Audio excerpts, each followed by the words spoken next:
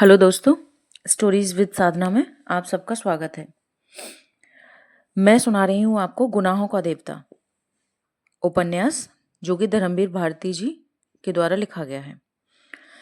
दोस्तों, पिछले पार्ट में आपने सुना था कि सुधा और चंदर की थोड़ी नोकझोंक हुई थी, क्योंकि सुधा गेसु के घर पे नहीं जा पाई थी और उसका बहुत मन था। गेसु उसकी बहुत अच्छी दोस्त है और चंदर आया नहीं था, उसके पापा घर पे नहीं थे, तो वो किससे पूछ कर जाती। तो चंदर ने कहा अपने पापा से पूछ के जाती। तो अब यहीं से हमारी कहानी स्टार्ट होती है, सुनते हैं। तो पापा से पूछकर चली जाती, चंदन से समझाकर कहा। और फिर गेसु के यहाँ तो अक्सर जाती हो तुम? तो आज तो डांस करने के लिए भी कहा था उसने।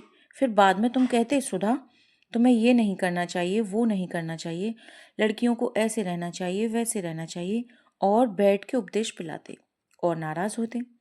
बिना तुमसे पूछे हम कहीं सिनेमा, पिकनिक, जलसों में गए हैं कभी? और फिर आंसू टपक पड़े।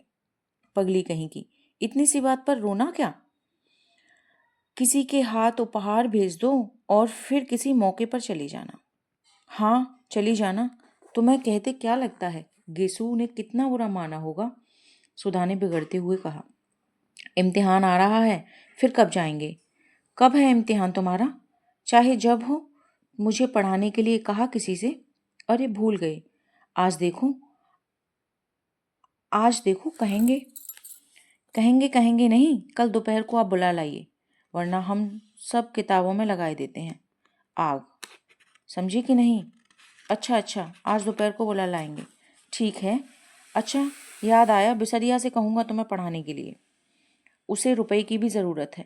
चंदन ने छुटकारे का कोई रास्ता न पाकर कहा। आज दोपहर को ज़रूर से। सुधा ने फिर आंखें नचाकर कहा। लो, पापा आ गए नहाकर, आओ।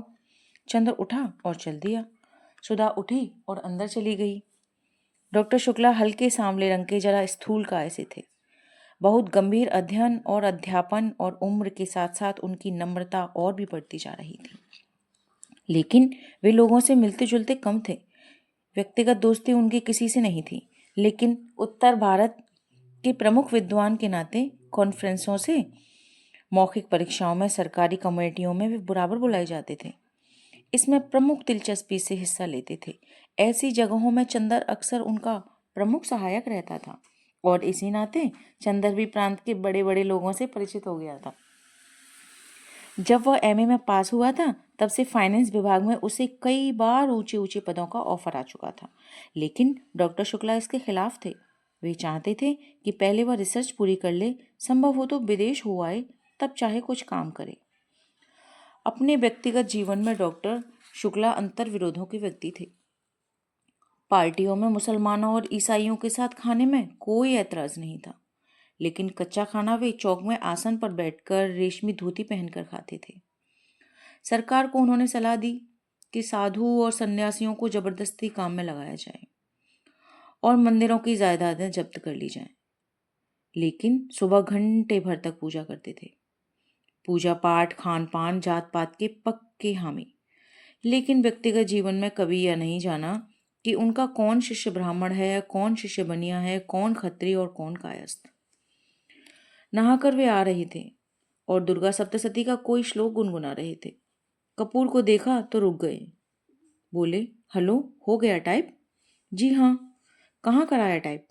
मिस डिक्रूज के यहाँ। अच्छा, वह लड़की अच्छी है, अब तो बहुत बड़ी हुई होगी। शादी नहीं की? मैंने तो सोचा वह मिले या ना मिले। नहीं, वह यहीं पर है। शादी हुई है, फिर तलाक हो गया है। अरे, तो अकेली रहती है? नहीं, अपने भाई के साथ, बर्टी के साथ। अच्छा, और बर्टी की पत्नी अच्छी तरह है? वह मर गई। राम राम, तब तो घर ही बदल गया होगा। पापा पूजा के लिए सब बिछा दिया है, सहसा सुधा बोली। अच्छा बेटी। अच्छा चंदर, मैं पूजा करके आऊं जल्दी से। तुम चाय पी चुके? जी हाँ। अच्छा, तो मेरी मेज पर एक चार्ट है, जरा इसको ठीक तो कर दो। तब तक मैं अभी आया। चंदर स्टडी रूम में गया और मेज पर बैठ गया। कोट उतारकर उसने खूंटी पर टांग दिया, नक्शा देखने लगा। पास में एक छोटी सी चीनी की प्याली में चाइना इंक रखी थी और मेज पर पानी। उसने 2 बूंद डालकर चाइना इंक घिसनी शुरू की। इतने में सुधा कमरे में दाखिल हुई। सुनो, उसने चारों ओर देखकर बड़े संशयित स्वर में कहा। फिर झुककर चंदर के कान के पास मुंह लगाकर कहा, चावल की नान खटाई खाओगे? ये क्या भला है? चंदर ने इंक घिसते हुए पूछा। बड़ी अच्छी चीज होती है, पापा को बहुत अच्छी लगती है। आज हमने सुबह अपने हाथ से बनवाई थी। खाओगे? सुधा ने बड़े दुलार से पूछा। ले आओ, चंदर ने कहा। ले आई हम। लो। और सुधा ने अपने आंचल में लिपटी हुई 2 नान खटाई निकालकर मेज पर रख दी। अरे, तश्तीर में क्यों नहीं लाई? सब धोती में घी लग गया। इतनी बड़ी हो गई, शऊ नहीं जरा सा, चंदन ने बिगड़कर कहा। छिपाकर लाए हैं, फिर ये सकरी होती कि नहीं? चौकी के बाहर कैसे लाते? तुम्हारे लिए तो लाए हैं और तुम ही बिगड़ रहे हो। अंधे को नौन दो, अंधा कहे मेरी दोनों आंखें फोड़ी। सुधा ने मुंह बनाकर कहा। खाना है कि नहीं? हाथ में तो स्याही लगी है, चंदर बोला। हम अपने हाथ से नहीं खिलाएंगे, हमारा हाथ जूठा हो जाएगा। और राम राम, पता नहीं तुम रेस्तरां में मुसलमान के हाथ का खाते होगे। थू थू। चंदर हंस पड़ा। सुधा की इस बात पर उसने पानी में हाथ डुबोकर बिना पूछे सुधा के आंचल में हाथ पहुंच दिए और स्याही के बेतकल्लुफी से नान खटाई उठाकर खाने लगा। बस अब धोती का किनारा रंग दिया और यही पहनना है दिन भर हमें, सुधा ने बिगड़कर कहा। खुद नान खटाई छुपाकर लाई और घी लग गया तो कुछ नहीं, और हमने स्याही पहुंच दी तो मुंह बिगड़ गया, चंदर ने मैपिक इंक में इंक लगाते हुए कहा। हाँ, अभी पापा देखें तो बिगड़े की धोती में घी स्याही सब लगाई रहती है, तुम्हें क्या? और उसने स्याही लगा हुआ छोर कसकर कमर में खोस लिया। छी, वही घी मैं तर छोर कमर में खोस लिया, गंदी कहीं की, चंदन ने चार्ट की लाइनें ठीक करते हुए कहा। गंदी हैं तो तुमसे मतलब? और मुंह चढ़ाते हुए सुधा कमरे से बाहर चली गई। चंदर चुपचाप बैठा चार्ट दुरुस्त करता रहा। उत्तर प्रदेश के पूर्वी बलिया, आजमगढ़, बस्ती, बनारस आदि में मृत बच्चों की मृत्यु की संख्या का ग्राफ बनाना था और एक ओर उनके नक्शे और बिंदुओं की एक सघनता से मृत्यु संख्या का निर्देश करना था। चंदर की एक आदत थी, वह काम में लगता था तो भूत की तरह लगता था। फिर उसे दीन दुनिया किसी की खबर नहीं रहती थी। खाना पीना तन बदन किसी का होश नहीं रहता था। इसका एक कारण था, चंदर उन लड़कों में से था जिनकी जिंदगी बाहर से बहुत हल्की पुल्की होती हुई भी अंदर से बहुत गंभीर और अर्थमयी होती है, जिनके सामने एक स्पष्ट उद्देश्य, एक लक्ष्य होता है। बाहर से चाहे जैसे होने पर भी अपने आंतरिक सत्य के प्रति घोर ईमानदारी, यह इन लोगों की विशेषता होती है। और सारी दुनिया के प्रति अगंभीर और उच्छृंखल खान होने पर भी जो चीजें इनकी लक्ष्य परिधि में आ जाती हैं, उनके प्रति उनकी गंभीरता साधना और पूजा बन जाती है। इसीलिए बाहर से इतना व्यक्तिवादी और सारी दुनिया के प्रति निरपेक्ष और लापरवाह दिख पड़ने पर भी वह अंतरतम से समाज और युग और अपने आसपास के जीवन और व्यक्तियों को प्रति अपने को बेहद उत्तरदायी अनुभव करता था। वह देशभक्त भी था और शायद समाजवादी भी, पर अपने तरीके से। वह खद्दर नहीं पहनता था, कांग्रेस का सदस्य नहीं था, जेल नहीं गया था, फिर भी वह अपने देश को प्यार करता था, बेहद प्यार। उसकी देशभक्ति, उसका समाजवाद सभी उसके अध्ययन और खोज में समा गया था। वह यह जानता था कि समाज के सभी स्तंभों का स्थान अपना अलग होता है। अगर सभी मंदिर के कंगूरों का फूल बनने की कोशिश करने लगें तो नींव की ईंट और सीढ़ी का पत्थर कौन बनेगा? और वह यह जानता था कि अर्थशास्त्र वह पत्थर है जिस पर समाज के सारे भवन का बोझ है। और उसने निश्चय किया कि अपने देश, अपने युग के आर्थिक पहलू को वह खूब अच्छी तरह से अपने ढंग से विश्लेषण करके देखेगा। और उसे आशा थी कि वह एक दिन ऐसा समाधान खोज निकालेगा कि मानव की बहुत सी समस्याएं हल हो जाएंगी। और आर्थिक और राजनीतिक क्षेत्र में अगर आदमी खूंखार जानवर बन गया है तो एक दिन दुनिया उसकी एक आवाज पर देवता बन सकेगी। इसीलिए जब वह बैठकर कानपुर की मिलों के वेतन का चार्ट बनाता था या उपयुक्त साधनों के अभाव में मर जाने वाली गरीब औरतों और बच्चों का लेखा जोखा करता था, तो उसके सामने अपना करियर, अपनी प्रतिष्ठा, अपनी डिग्री का सपना नहीं होता था। उसके मन में उस वक्त वैसा संतोष होता था जो किसी पुजारी के मन में होता है जब वह अपने देवता की अर्चना के लिए धूप दीप नैवेद्य सजाता था, बल्कि चंदर थोड़ा भावुक था।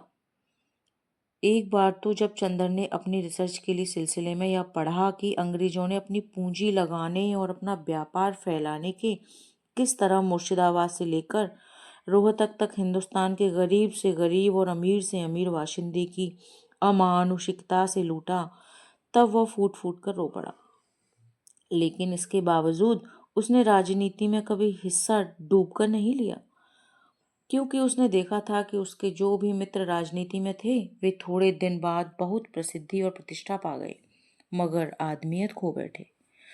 अपने अर्थशास्त्र के बावजूद वह यह समझता था कि आदमी की जिंदगी सिर्फ आर्थिक पहलू तक सीमित नहीं है, और वह यह भी समझता था कि जीवन को सुधारने के लिए आर्थिक ढांचा बदला देने भर की जरूरत नहीं है। उसके लिए आदमी का सुधार करना होगा, व्यक्ति का सुधार करना होगा, वरना एक भरे पूरे और वैभवशाली समाज में भी आज कैसे अस्वस्थ और पार्श्विक वृत्तियों वाले व्यक्ति रहेंगे, तो दुनिया ऐसी ही लगेगी जैसे एक खूबसूरत सजा सजाया महल जिसमें कीड़े और राक्षस रहते हों। वह यह भी समझता था कि वह जिस तरह की दुनिया का सपना देखता, वह दुनिया आज भी किसी राजनीतिक क्रांति या किसी भी विशेष पार्टी की सहायता मात्र से नहीं बन सकती थी।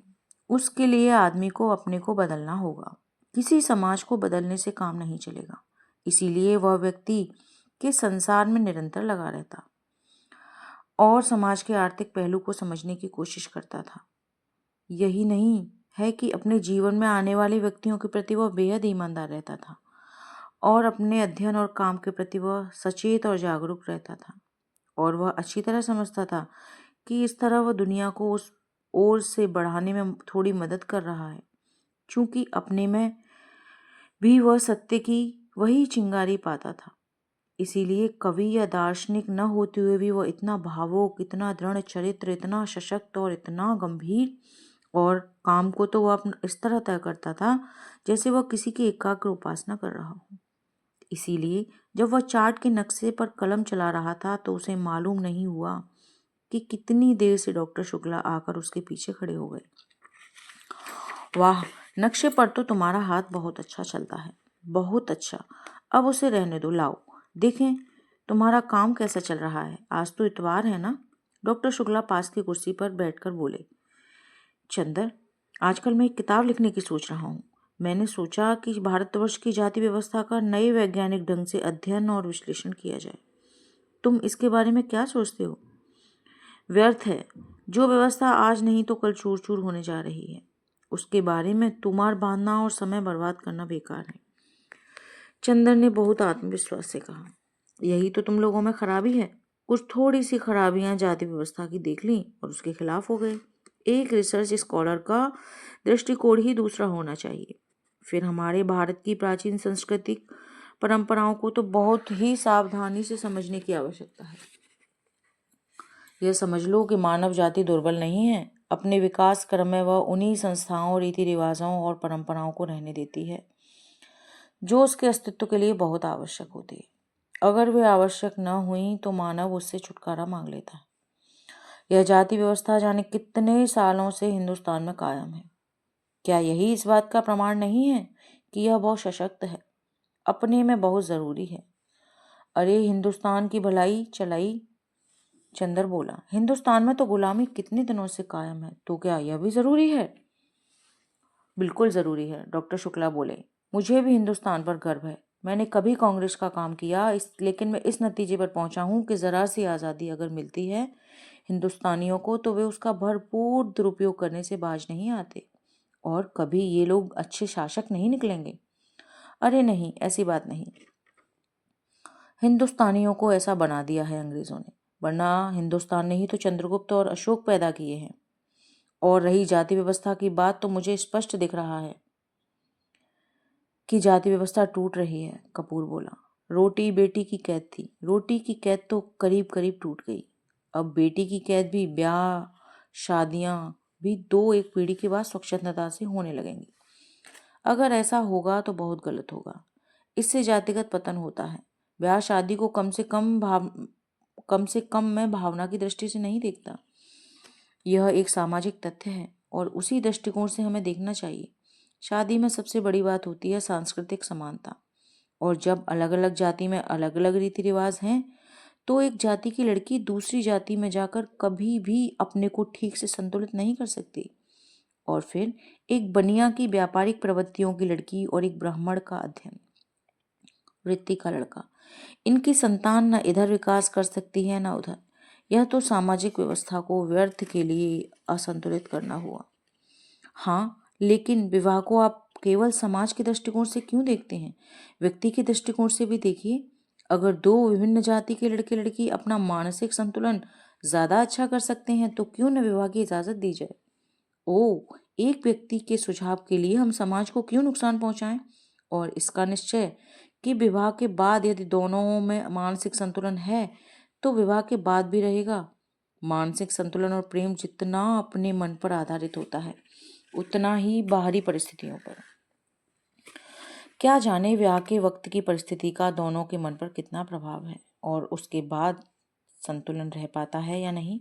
और मैंने तो लव मैरिज को असफल होते देखा है। बोलो है या नहीं? डॉक्टर शुक्ला ने कहा। हाँ, प्रेम विवाह अक्सर असफल होते हैं, लेकिन संभव है वह प्रेम न होता। जहाँ सच्चा प्रेम होगा वहां कभी असफल विवाह नहीं होंगे, चंदन ने बहुत साहस करके कहा। ओह, ये सब साहित्य की बातें हैं। समाज की दृष्टि से या वैज्ञानिक दृष्टि से देखो। अच्छा, खैर, अभी मैंने उसकी रूपरेखा बनाई है, लिखूंगा तो तुम सुनते चलना। लाओ, वह निबंध कहाँ है? डॉक्टर शुक्ला बोले। चंदन ने उन्हें टाइप की हुई प्रतिलिपि दे दी। उलट पुलट कर डॉक्टर शुक्ला ने देखा और कहा, ठीक है। अच्छा चंदन, अपना काम इधर ठीक ठाक कर लो और अगले इतवार को लखनऊ कॉन्फ्रेंस में चलना है। अच्छा, कार पर चलेंगे या ट्रेन से? ट्रेन से। अच्छा, घड़ी देखते हुए उन्होंने कहा, अब जरा मैं काम से चल रहा हूँ। तुम यह चार्ट बना डालो और एक निबंध लिख डालना। पूर्वी जिलों में शिशु मृत्यु। प्रांत के स्वास्थ्य विभाग ने एक पुरस्कार घोषित किया है। डॉक्टर शुक्ला चले गए। चंदन ने फिर चार्ट में हाथ लगाया। चंदर के जाने के जरा ही देर बाद पापा आए और खाने बैठे। सुधा ने रसोई की रेशमी धोती पहनी और पापा को पंखा झलने बैठ गई। सुधा अपने पापा की सिर चढ़ी दुलारी बेटियों में से थी और इतनी बड़ी हो जाने पर भी वह दुलार दिखाने से बाज नहीं आती थी। फिर आज तो उसने पापा की प्रिय नान खटाई अपने हाथ से बनाई थी। आज तो दुलार दिखाने का उसका हक था और भली बुरी हर तरह की जिद को मान लेना यह पापा की मजबूरी थी। मुश्किल से डॉक्टर साहब ने अभी 2 ही कौर खाए होंगे। सुधा ने कहा, नान खटाई खाओ पापा। डॉक्टर शुक्ला ने एक नान खटाई तोड़कर खाते हुए कहा, बहुत अच्छी है।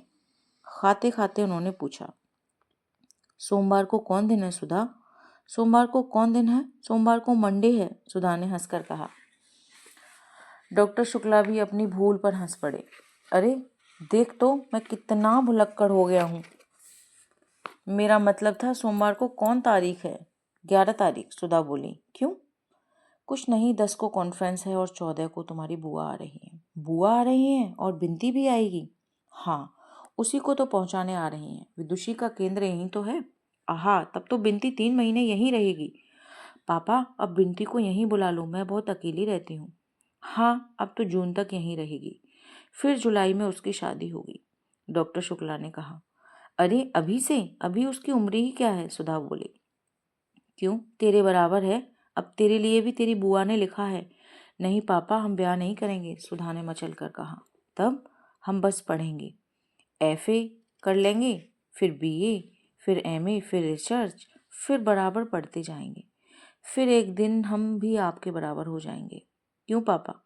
पागल नहीं तू, बातें तो सुनो इसकी। ला ना और दे नान खटाई, शुक्ला हंसकर बोले। नहीं, पहले तो कबूल दो, हम नान खटाई देंगे। बताओ, ब्याह तो नहीं करोगे? सुधा ने 2 नान खटाई उठाकर हाथ में कहा। ला रख। नहीं, पहले बता दो। अच्छा अच्छा, नहीं करेंगे। सुधा ने दोनों नान खटाइयाँ रखकर पंखा झलना शुरू किया। इतने में फिर नान खटाइयाँ खाते हुए डॉक्टर शुक्ला बोले, तेरी सास तुझे देखने आएगी तो यही नान खटाइयाँ तुमसे बनवा कर खिलाएंगे। फिर वही बात, सुधा ने पंखा पटक कर कहा। अभी तुम वादा कर चुके हो कि ब्याह नहीं करेंगे। हाँ हाँ, ब्याह नहीं करूंगा, या तो मैंने कह दिया, लेकिन तेरा ब्याह नहीं करूँगा यह मैंने कब कहा? हाँ ये तो फिर तुम झूठ बोल गए, सुधा बोली। अच्छा चलो ओहर, महाराज ने डॉक्टर कहा, डांट कर कहा। ऐती बड़ी बिटिया हो, मारी दुल्लार के बर्रानी जात है। महाराजन पुरानी थी और सुधा को डांटने का बहुत लिहाज करती थी। वह उठी और चुपचाप जाकर अपने कमरे में लेट गई। 12 बज रहे थे। वह लेटी लेटी कल रात की बात सोचने लगी। क्लास में क्या मज़ा आया था कल। गेसु कितनी अच्छी लड़की है। इस वक्त गेसु के यहाँ खाना पीना भी हो रहा होगा और फिर सब लोग मिलकर गाएंगे। कौन जाने, शायद दोपहर को कव्वाली भी हो। इन लोगों के यहाँ कव्वाली बहुत अच्छी होती है। सुधा सुन नहीं पाएगी और गेसु ने भी कितना बुरा माना होगा। और यह सब चंदर की वजह से। चंदर हमेशा उसके आने जाने, उठने बैठने में कतर ब्योंत करता है। एक बार वह अपने मन से लड़कियों के पिकनिक में चली गई थी। फिर वहीं चंदर के बहुत से दोस्त भी थे। एक दोस्त ने जाकर चंदर से क्या कह दिया कि चंदर उस पर बहुत बिगड़ा। और सुधा कितनी रोई थी उस दिन। यह चंदर बहुत खराब है। सच पूछो तो अगर कभी कभी वह सुधा का कहना मान लेता है तो उसे दुगना सुधा पर रौब जमाता है और सुधा को रुला रुला कर मार डालता है और खुद अपने आप पूरी दुनिया में घूमेंगे। अपना काम होगा तो चलो सुधा अभी करो फौरन, और सुधा का काम होगा तो अरे भाई क्या करें, भूल गए। अब आज ही देखो सुबह 8 बजाए और अब देखो 2 बजे भी जनाब आते हैं या नहीं। और कह गए हैं 2 बजे के लिए, तो 2 बजे तक सुधा को चैन नहीं पड़ेगा। न नींद आएगी न किसी काम में तबीयत लगेगी। लेकिन अब कैसे काम चलेगा। इम्तिहान को कितने दिन रह गए हैं और सुधा की तबीयत सिवा पोइट्री के और कुछ पढ़ने में लगती ही नहीं। कब से वह चंदर से कह रही है थोड़ा सा इकोनॉमिक्स पढ़ा दो, लेकिन ऐसा स्वार्थी है कि बस चाय पी ली, नान खटाई खा ली, रुला लिया और फिर अपने मस्त साइकिल पर घूम रहे हैं। यही सब सोचते सोचते सुधा को नींद आ गई। और 3 बजे जब केसु आई तो भी सुधा सो रही थी। पलंग के नीचे डीएमसी का गोला खुला हुआ था और तकिए के पास क्रोशिया पड़ी थी। सुधा थी बड़ी प्यारी, बड़ी खूबसूरत, और ख़ास तौर से उसकी पलकें तो अपराजिता के फूलों को माती और थी इतनी गोरी गुदकारी कि कहीं पर भी दबा दो तो फूल खिल जाए। मूंगे होठों पर जाने कैसा अछूता गुलाब मुस्कुराता था और बाहें तो जैसे बेल की पंखुड़ियों की बनी हो। गेसु आई और उसके हाथ में मिठाई दी। उसकी माँ ने सुधा के लिए भेजी थी। वह पल भर खड़ी रही और फिर उसने मेज पर मिठाई रख दी और क्रोशिया से सुधा की गर्दन गुदगुदाने लगी। सुधा ने करवट बदल ली। गेसु ने नीचे पड़ा हुआ डोरा उठाया और आहिस्ते से उसका छुटीला डोरे के एक छोर से बांधकर दूसरा छोर मेज के पाए से बांध दिया और उसके बाद बोली, सुधा सुधा उठो। सुधा चौंक कर उठ गई और आंखें मलते मलते बोली, अब 2 बजे हैं, लाएं उन्हें या नहीं? ओहो, उन्हें लाएं या नहीं? किसे बुलाया था रानी? 2 बजे? जरा हमें भी तो मालूम हो, गेसु ने बाह में चुटकी काटते हुए कहा। उफ़ो, सुधा बाह झटका कर बोली, मार डाला बेदर्द कहीं की। ये सब अपने उन्हीं अख्तर मियाँ को दिखाया कर। और ज्यों ही सुधा सिर ढकने के लिए पल्ला उठाया तो देखा कि चोटी डोर में बंधी हुई है। इसके पहले कि सुधा कुछ कहे गेसु बोली, या सनम जरा पढ़ाई तो देखो। मैंने तो सुना था कि नींद ना आए इसीलिए लड़के अपनी चोटी में खूंटी बांध लेते हैं, पर यह नहीं मालूम था कि लड़कियां भी अब वही करने लगी हैं। सुधा ने चोटी से डोर खोलते हुए कहा, मैं ही सताने को रह गई हूँ। अख्तर मियाँ की चोटी बांधकर नचाना उन्हें अभी से बेताब हुई जाती है। अरे रानी, उनके चोटी कहाँ, मियाँ है मियाँ। चोटी न सही दाढ़ी सही। दाढ़ी खुदा खैर करे, मगर वो दाढ़ी रख लें तो उनसे मोहब्बत तोड़ दूँ। सुधा हंसने लगी। ले, अम्मी ने तेरे लिए मिठाई भेजी है, तू आई क्यों नहीं? क्या बताऊँ बताऊँ कुछ नहीं। अब कब आएगी तू? गेसु सुनो, इसी मंगल नहीं नहीं, बृहस्पति को बुआ आ रही हैं, वो चली जाएंगी तब आऊँगी मैं। अच्छा, अब मैं चलूँ? अब भी कामिनी और प्रभा के यहाँ मिठाई पहुँचानी है, गेसु मुड़ते हुए बोली। अरे बैठो भी, सुधा ने गेसु की ओढ़नी पकड़कर उसे खींचकर बिठलाते हुए कहा। अभी आए हो, बैठे हो, दामन संभाला है। आहा, अब तो तू भी उर्दू शायरी करने लगी है, गेसु ने बैठते हुए कहा। तेरा ही मर्ज लग गया है, सुधा ने हंसकर कहा। देख कहीं और भी मर्ज न लग जाए। वरना फिर तेरे लिए भी इंतजाम होगा, गेसू ने पलंग पर लेटते हुए कहा। अरे ये वो गुड़ नहीं कि चींटे खाएं। देखूंगी देखूंगी, क्या देख रही हूँ? इधर पिछले 2 साल से कितनी बदल गई है तू। पहले कितना हंसाती बोलती थी, कितनी लड़ती झगड़ती थी, और अब कितना हंसने बोलने पर भी गुमसुम हो गई है तू। और वैसे हमेशा हंसती रहे चाहे, लेकिन किन ख्यालों में डूबी रहती है हमेशा।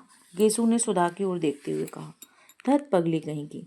सुधा ने गेसू के एक हल्की सी चपत मारकर कहा, यह सब तेरे अपने ख्याली पुलाव हैं। मैं किसी के ध्यान में डूबूंगी? ये हमारे गुरु ने नहीं सिखाया।